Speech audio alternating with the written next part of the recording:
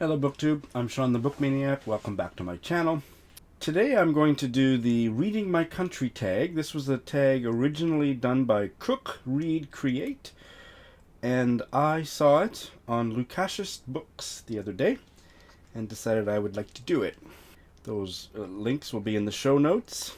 The show notes! So, question number one, which country? Canada. I'm Canadian. I grew up in Saskatchewan, and I have lived several cities in Canada, many of them twice. Saskatoon, Edmonton, Toronto, and Vancouver, but I have now been living in Tokyo for 8 years. Number two, favorite childhood book from your country. There's only one, Anne of Green Gables, 1908. My mother, who now watches my channel, hi Mom, read this to me and my sister on the back porch in the summer when I was about, 6 years old, 7.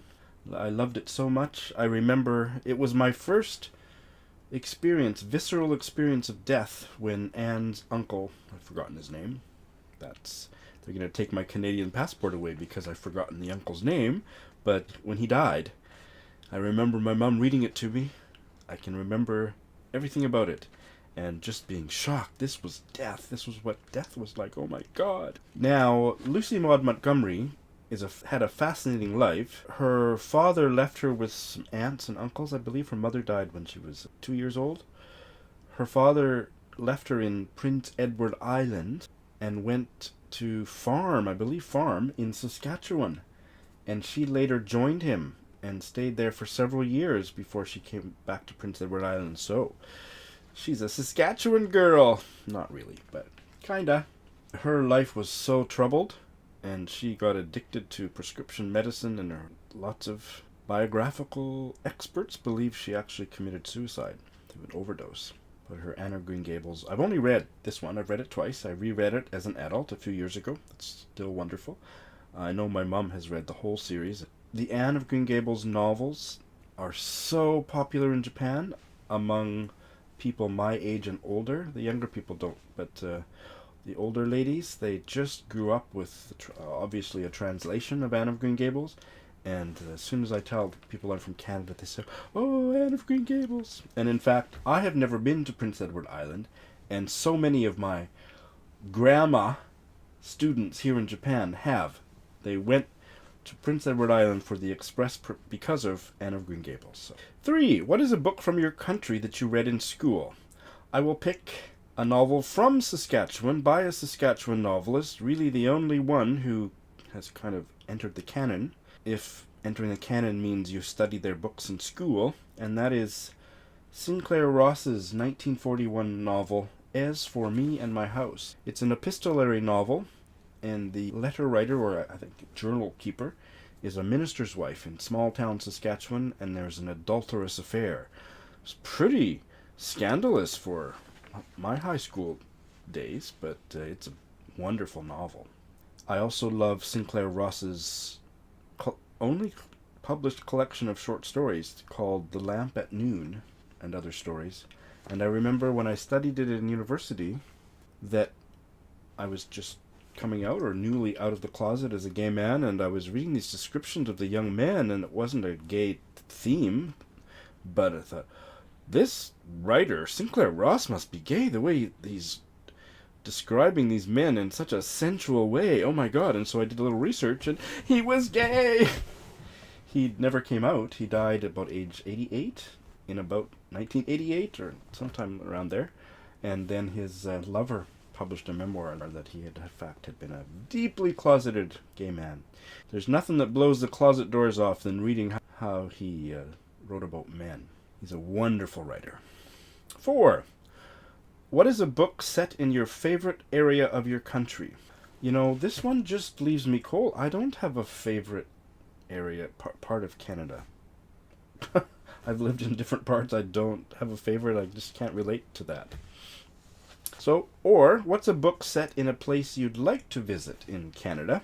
I have chosen, just because it's a chance to talk about this novel, and this novel, because it was an Oprah pick, is one of the more famous Canadian novels, Anne-Marie MacDonald's 1996 debut, Fall on Your Knees, which is set in Most of the story is set on Cape Breton Island, part of Nova Scotia, and then from the 19th to the 20th centuries. And this is fascinating. I love that novel. I read it, I think, the year after it was published. It's a 500 or 600 page novel, and I was so nervous about starting such a big novel.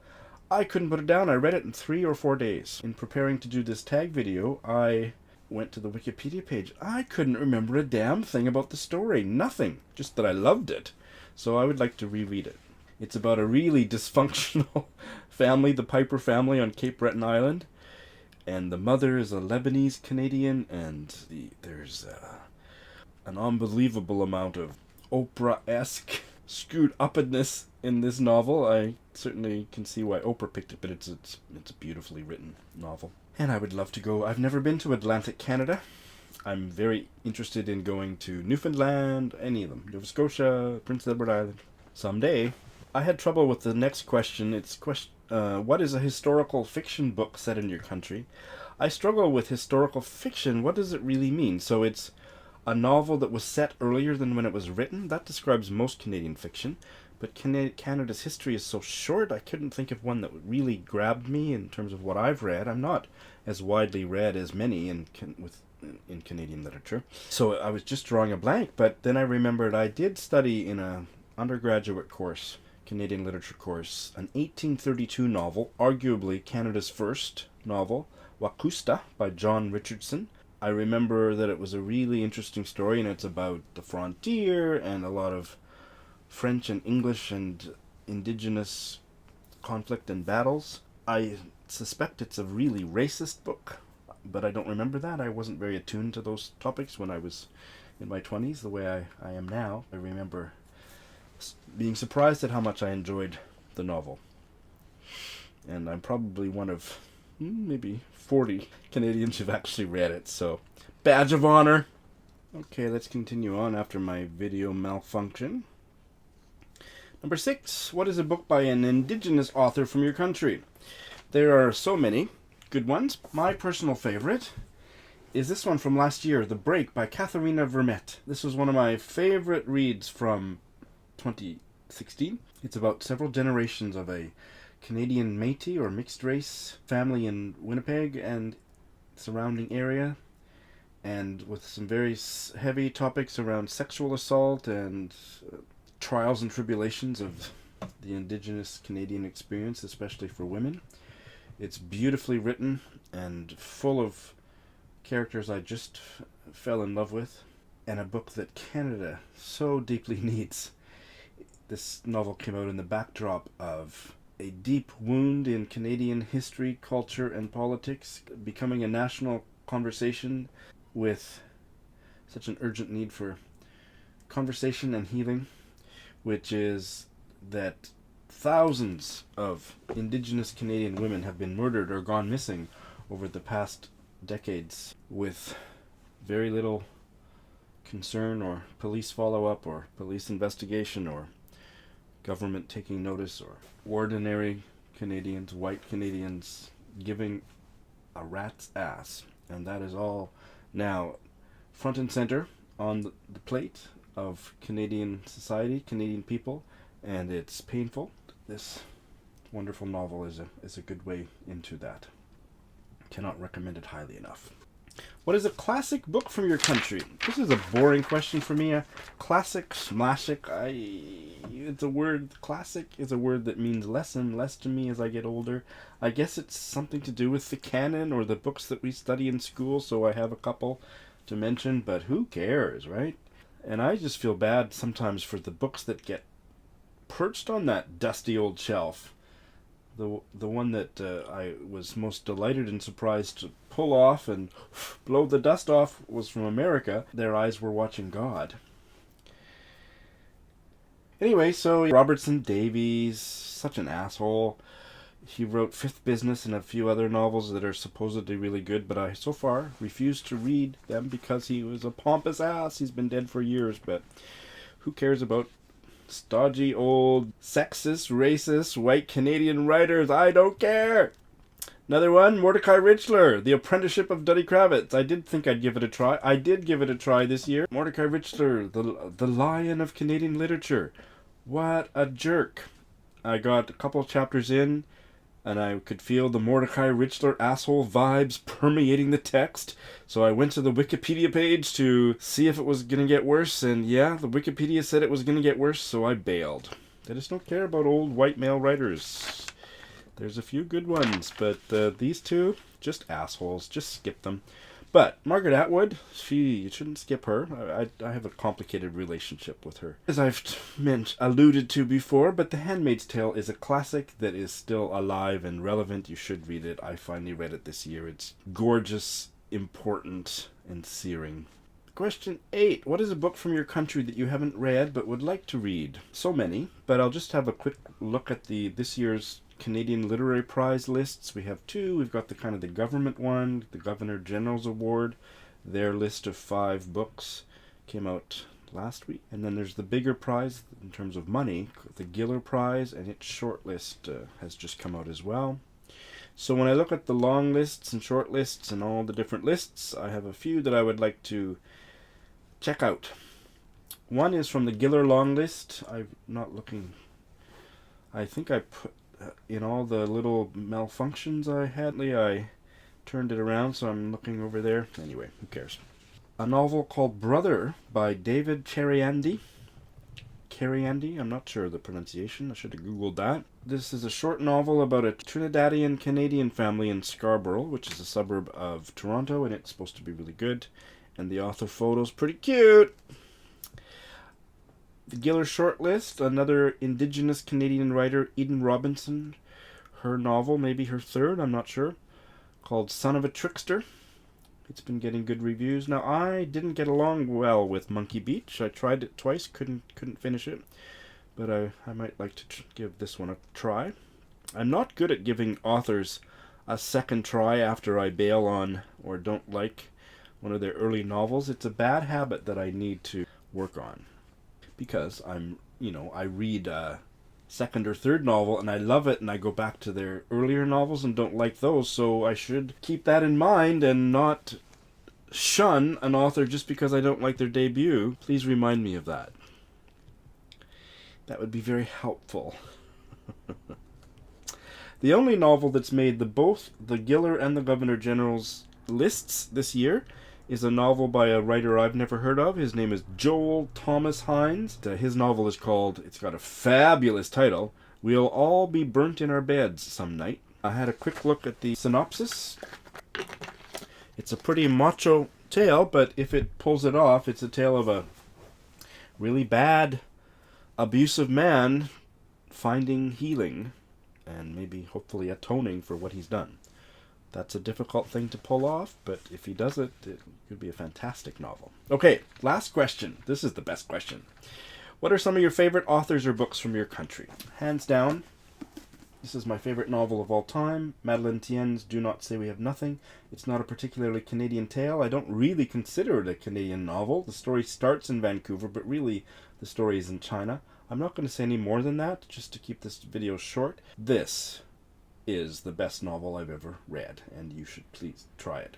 I guess the one thing I'll say is I was reluctant to try it because I knew how much it was about music and about China, and I didn't think I was particularly interested in either of those topics, and I loved this novel. Not for everybody, not everybody's cup of tea. To me, there's no other novel that comes close to its power. I'll put a link in the show notes. Madeleine Tien has just published a short story in Canada's national newspaper, The Globe and Mail, the title of which I believe it's Alice Munro Country, but it's her short story, and I don't know to what degree it's about Alice Munro, but Alice Munro is one of my very favorite writers and one of my all-time favorite short story writers. So when my favorite writer is writing a story with one of my other favorite writers' name in the title, it's something I have to read as soon as possible.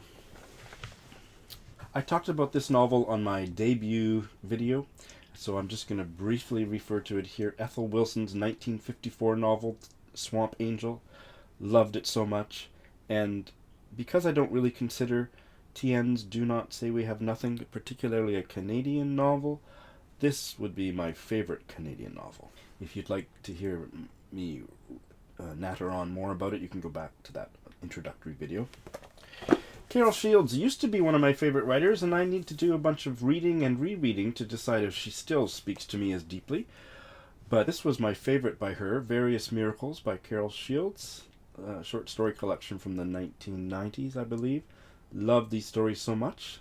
Need to reread them to decide whether that was a passing thing or whether I'm still carrying a torch for Carol. I'm going to finally read her final novel in less. I think this month I'm going to get to it. So another wonderful Canadian novel is Memory Board by Jane Rule, novel about a elderly lesbian couple. One of the women is challenged with Alzheimer's, and it's a very heartrending story that I don't remember that much about, but I loved it when I read it in the 1990s. Another gay title is The J. Peony by Wei-Sin Choi, a gay Chinese Canadian novelist from Vancouver.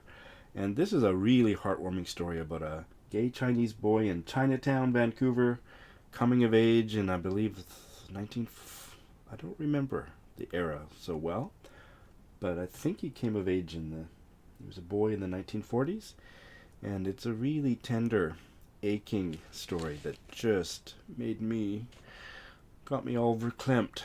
I can't do a video about Canadian literature without talking about a novel, but without at least mentioning a novelist who is in a bit of hot water, culturally speaking, and I'm not going to address the controversy. Please feel free to go Google this author's name and you'll find out all about it.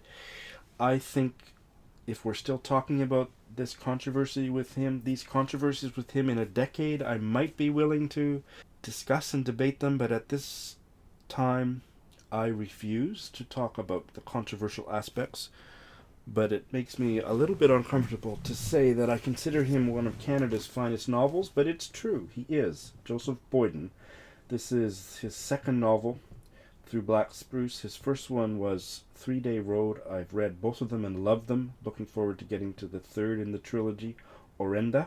And I think he's a deeply talented writer and an honorable man. Maybe has made some mistakes, but if we're still talking about it in 10 years, I will debate you. Otherwise, I'm just going to keep reading every word the man writes, as well as reading all or most of the writers who are against him at this time.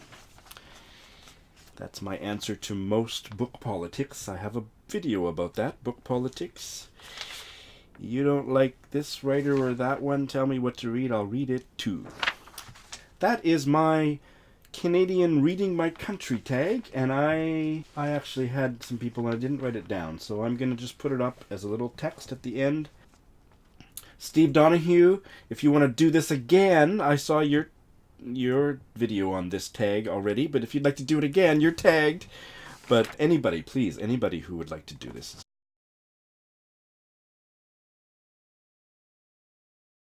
it's a great tag. So thank you very much. Thanks for stopping by.